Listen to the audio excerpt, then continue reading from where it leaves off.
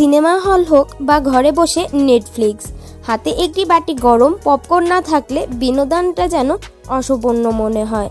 ছোট এই দানাগুলো যখন গরম হয়ে ফুটে ওঠে তখন এর গন্ধ আর স্বাদ আমাদের জিভে জল এনে দেয়। কিন্তু বন্ধুরা, আপনারা কি কখনো ভেবে দেখেছেন এই পপকর্ন আসলে কিভাবে তৈরি হয়? সাধারণত আমরা ভাবি ভুট্টা ক্ষেত থেকে আনলাম আর গরম করলাম, হয়ে গেল পপকর্ন। কিন্তু না, ফ্যাক্টরিতে এই প্রসেসটা এতটাও সহজ নয়। এর পেছনে কাজ করে বিশাল সব মনস্টার মেশিন, রোবোটিক টেকনোলজি এবং নিখুঁত ইঞ্জিনিয়ারিং। আজকের ভিডিওতে আমরা দেখব কিভাবে মাইলের ওপর মাইল জুড়ে থাকা ভুট্টার ক্ষেত থেকে শুরু করে আপনার হাতের প্যাকেট পর্যন্ত পৌঁছায় এই সুস্বাদু পপকর্ন। পুরো প্রসেসটি দেখলে আপনি অবাক হতে বাধ্য হবেন। হ্যালো বন্ধুরা, স্বাগতম জানাচ্ছি ফেলুটেক এর নতুন আরও একটি এপিসোড। আজকের ভিডিওতে আমরা এক্সপ্লোর করব বিশ্বের অন্যতম বড় একটি পপকর্ন মেকিং ফ্যাক্টরি, যেখানে প্রতিদিন কয়েকশো ভুট্টা প্রসেস করা হয়। তো চলুন দেরি না করে শুরু করা যাক আমাদের আজকের এই রোমাঞ্চকর জার্নি। প্রক্রিয়াটি শুরু হয় বিশাল সব ফার্মল্যান্ড থেকে। এখানে সাধারণ কোনো ভুট্টা চাষ করা হয় না। পপকর্নের জন্য বিশেষ এক ধরনের ভুট্টার প্রয়োজন হয়, যার দানাগুলো খুব শক্ত এবং ভেতরের আর্দ্রতা থাকে। যখন ভুট্টাগুলো পুরোপুরি পেকে সোনালি রং ধারণ করে তখন মাঠে নামে বিশাল সব কম্বাইন হারভেস্টার।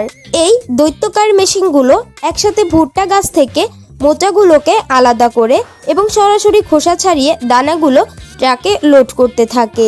দেখুন কিভাবে আধুনিক প্রকৃতির ছোঁয়ার মানুষের হাতের স্পর্শ ছাড়াই হাজার হাজার টন ভুট্টা সংগ্রহ করা হচ্ছে।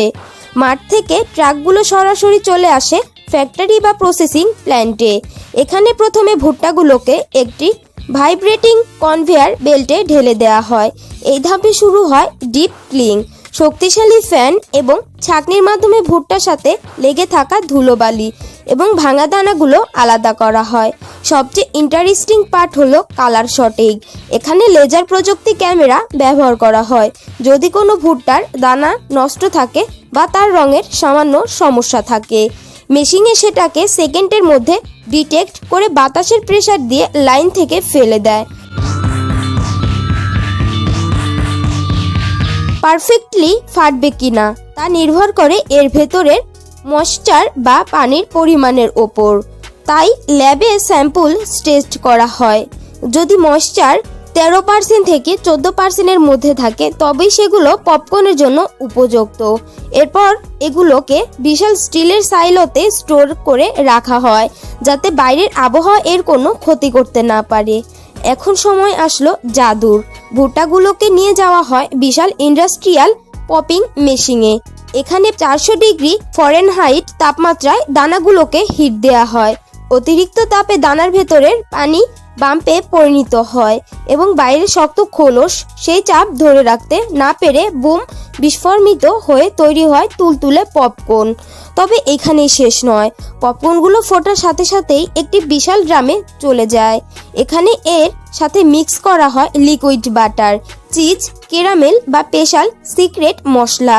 ড্রামটি ঘুরতে থাকে যাতে প্রতিটি পপকর্নের গায়ে সমানভাবে মশলা বা ফ্লেভার লেগে যায়। ভিডিওতে দেখতেই পাচ্ছেন কিভাবে হাজার হাজার পপকর্ন একসাথে তৈরি হয়ে বেরিয়ে আসছে। ফ্লেভার মিশানোর পর পপকর্ন অটোমেটিক প্যাকেজিং সেকশনে, যেখানে রোবোটিক মেশিনগুলো নিখুঁত মাপে পপকর্ন ব্যাগে ভরে এবং বাতাস বের করে নাইট্রোজেন গ্যাস ভরে দেয়, যাতে পপকর্ন দীর্ঘদিন মচমচে থাকে। এরপর প্যাকেটগুলো সিল করে কার্টুনে ভরা হয় এবং পাঠিয়ে দেওয়া হয় আপনার নিকটস্থ সুপার শপে। তো বন্ধুরা, একদানা ভুট্টা থেকে প্যাকেটজাত পপকর্ন হওয়ার এই জার্নিটা আপনাদের কেমন লাগলো কমেন্ট করে অবশ্যই জানাবেন। ভিডিওটি ভালো লাগলে লাইক দিন এবং টেকনোলজি এবং ম্যানুফ্যাকচারিং এর এমন সব ভিডিও দেখতে ফেলুটেক সাবস্ক্রাইব করে আমাদের সাথেই থাকুন।